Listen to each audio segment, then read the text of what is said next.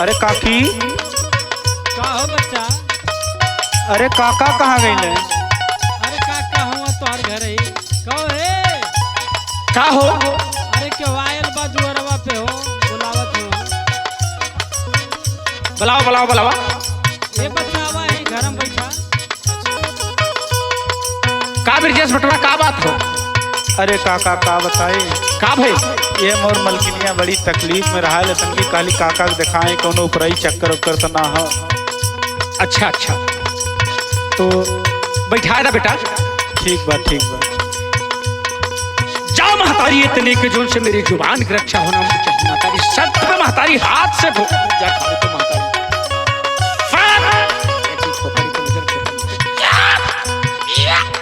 दाहिने पे सवार हो बेटा।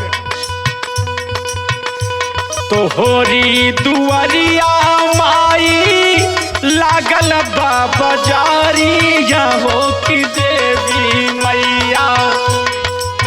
तो होरी दुआरिया माई लागल बाबा जारी हो की देवी मैया। फेरा तानी ताया के नजारी हो की देवी मैया। चला महतारी चला।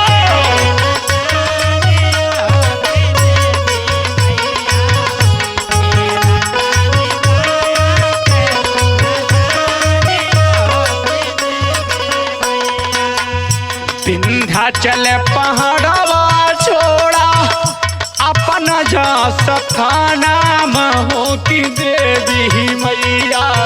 चला माई। विंध्याचल पहाड़वा छोड़ा अपना आस्थाना हो की देवी मैया। कई के आवा शेर के सवारी जाओ की देवी मैया। चला महतारी।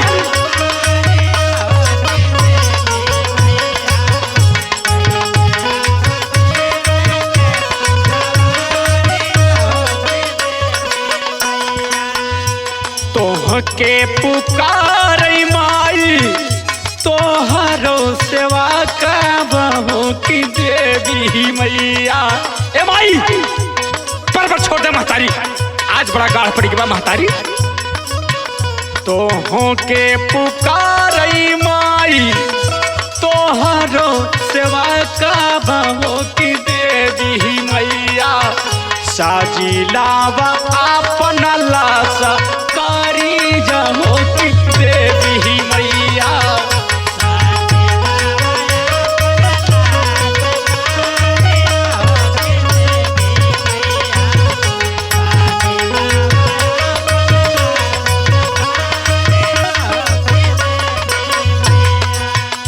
नव दिन नवरात्र माई आइल तोहरो दीना हो की देवी मैया।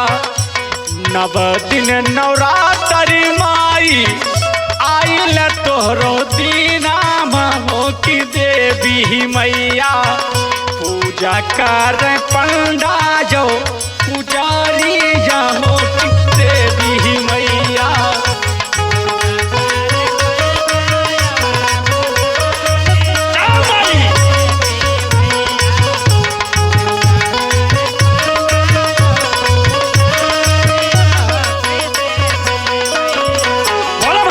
सवारिया